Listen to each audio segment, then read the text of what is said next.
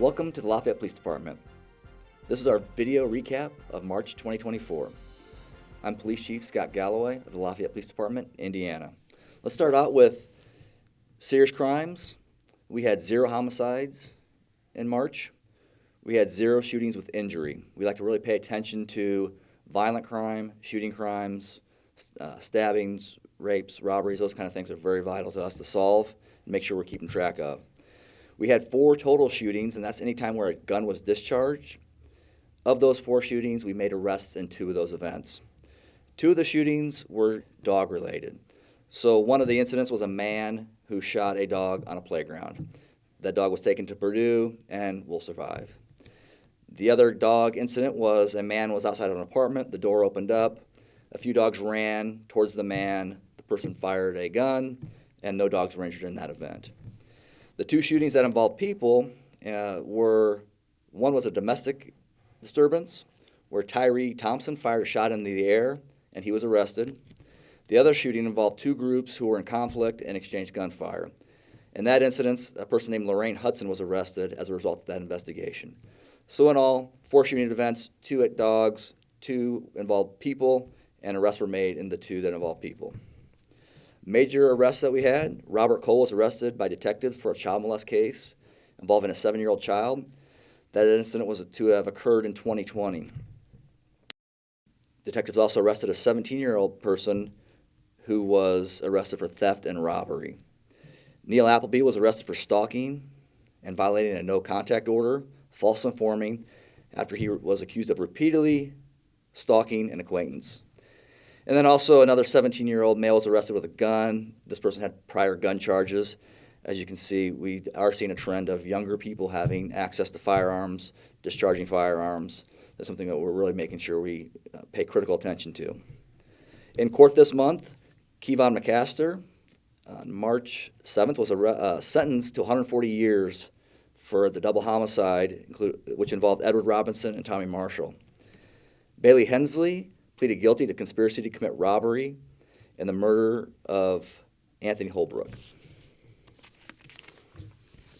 Also, Shay Ann Martin pled guilty to the murder case of Anthony Holbrook. Moving on to internally, the LPD SWAT team and Mobile Field Force. Mobile Field Force is our crowd control unit.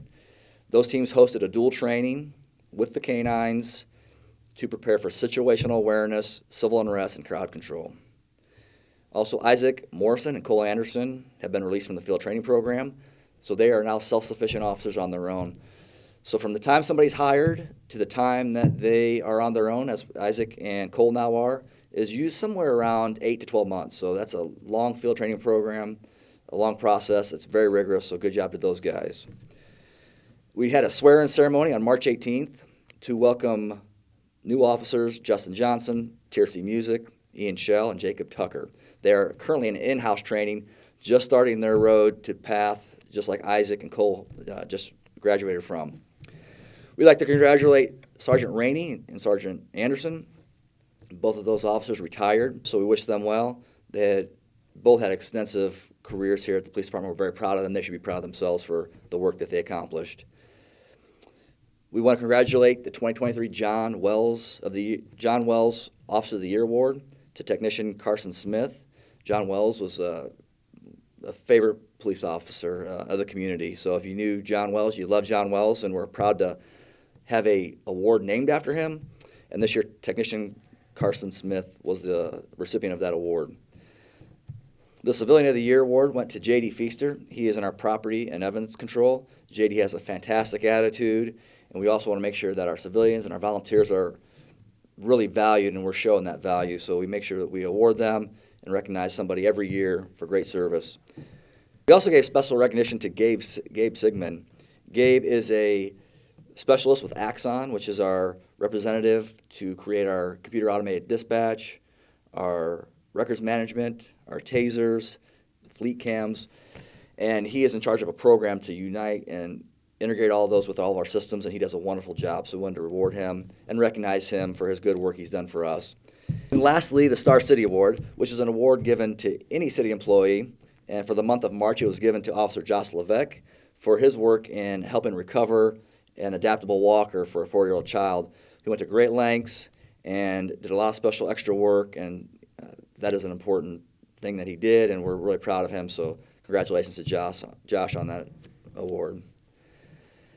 In March, we had several noteworthies, and a noteworthy is a commendation for an officer who goes above and beyond, really shows skill and ability and passion for the job.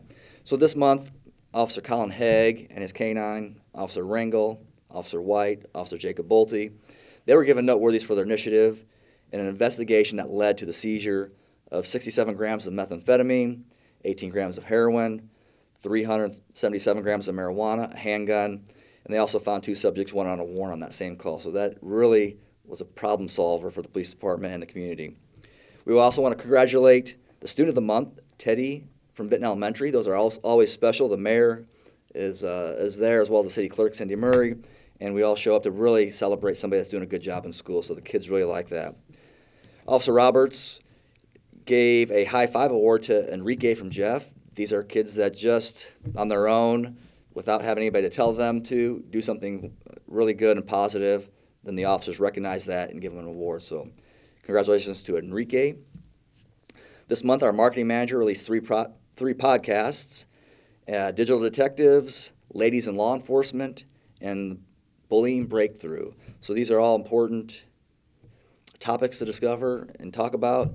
So please log in to any podcast, wherever you get your podcasts, and watch those and listen to those. We also want to thank to all who attended the Skate with a Cop. This was supported by the Lafayette Police Foundation, and we hope to do more of these events. This is kind of along the lines of the any event that we do that's special that is supported by funding from the Greater Lafayette Police Foundation. So we had Skate with a Cop, we do Cops and Goblins. We plan to have more this summer, so these are things we want to do to engage the public, especially kids. On to hiring. Hiring is one of our most critical things we're concerned with at the Lafayette Police Department. We have a Combine Day, which Combine Day is inclusive of a physical test, a written test, a captain's board interview, and setting you up for the polygraph test. So all in one day, you can get through a lot of the steps of the hiring process. Our next Combine Day is May 4th, and you can apply with us today at LafayettePolice.us. And lastly, please sign up to receive our emails and newsletters and follow us on social media.